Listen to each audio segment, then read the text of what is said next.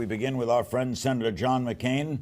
He's not here tonight as a presidential candidate, but rather as the author of an amazing American bestseller, Faith of My Fathers, a family memoir from Random House. Are you surprised at how well it's doing? I'm astounded. I'm literally astounded. You thought this kind of military memoir of an upbringing with a father and a grandfather would go nowhere? I thought it would have some popularity because we put in a lot of time and effort and love into it. But my administrative assistant, Mark Salter, who really deserves the real credit for the book, but to be number 2 on the New York Times bestseller list obviously surprises me a lot. You were raised militarily, your Yes. grandfather. Yes. And you write very honestly of it. What were the minuses of that? A certain insecurity about moving from one place to another, the breaking up of old relationships, needing to establish new ones.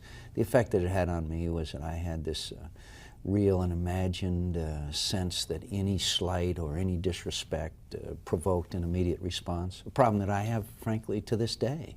I hope much less, but you know, I was small for my age. We moved to a new place. I was going to make sure that everybody understood that I was who I was.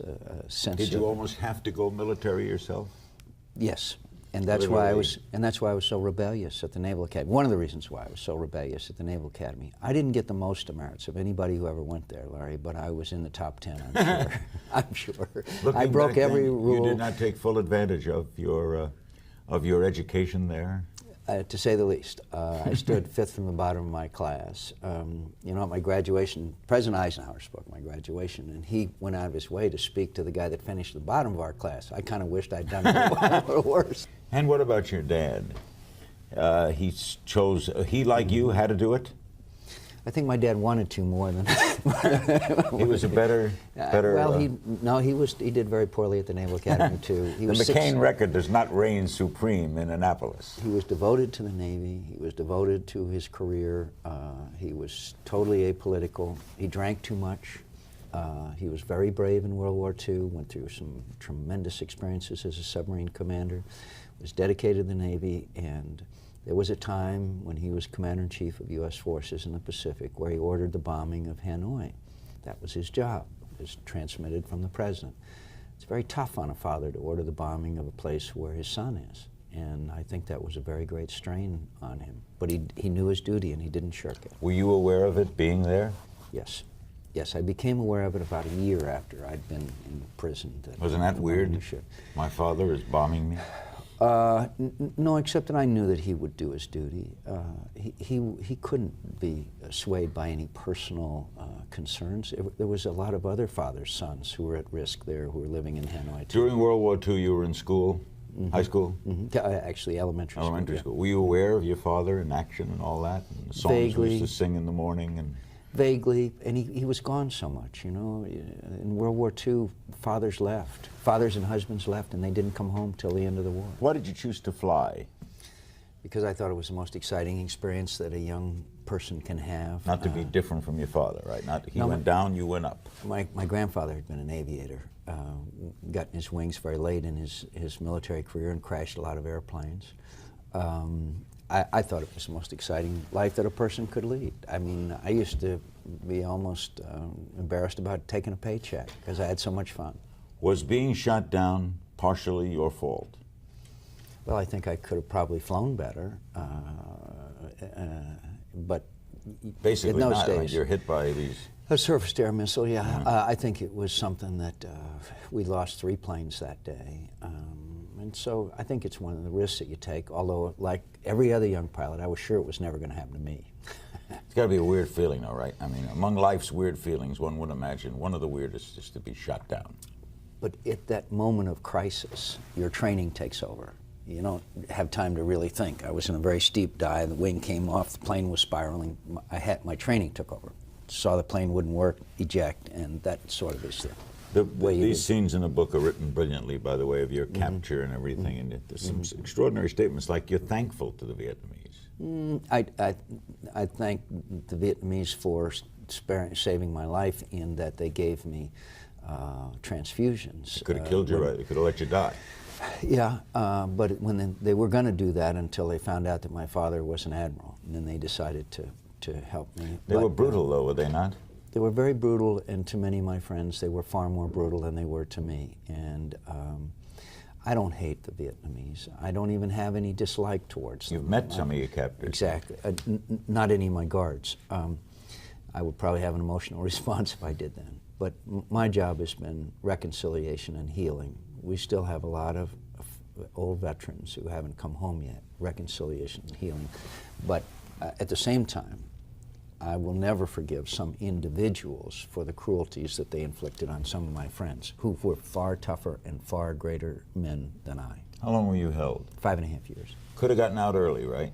They offered you that. They offered me a chance to go home because my father was the commander-in-chief in the Pacific. This would have been a great propaganda coup for them. It wasn't an easy decision, but I had to reject it. That and our code of conduct says that you'll come home in order of shoot down. Everett Alvarez had been there since August of 1964. I came down in October of 67. I couldn't go before Everett Alvarez. You thought of suicide?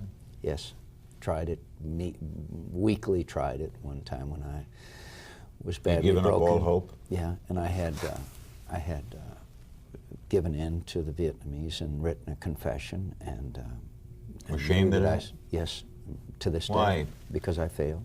I didn't hold out as long as I should have, and many of my friends did. Men like Admiral Stockdale and Robinson Reisner. They laughed at Stockdale. He was some hero, wasn't he?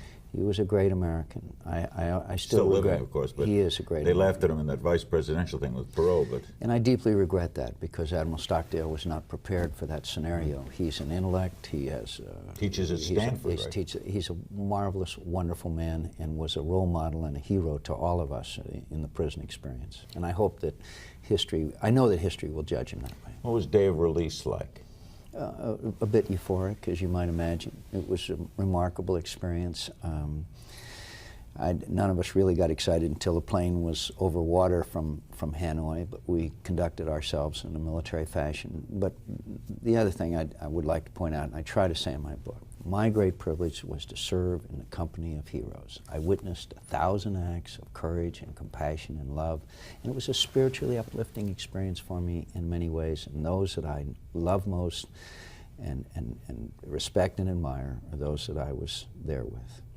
And of reconciliation, do you understand those who say that Vietnam will be a major tourist area? Mm-hmm. Most of the people going back now are those who fought there. Many of them go back, bring their children to see the places where they fought.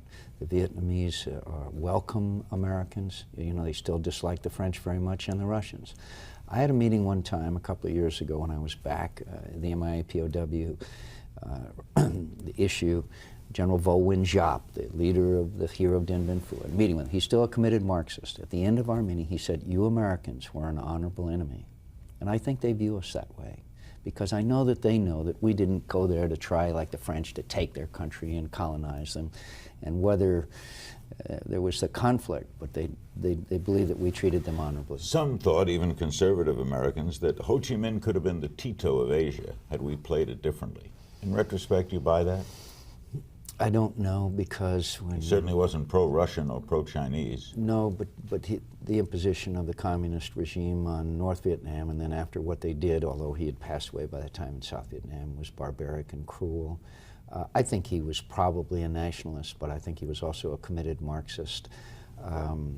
It's very hard to say how history would have turned out if we had one of our, without taking any time, we misjudged the nature of the enemy. We were always cautioned by the threat of Chinese or Russian intervention, and that led to a strategy that was doomed to failure. Honor knowing you, John. Thank you. Continued success. Thank you, sir.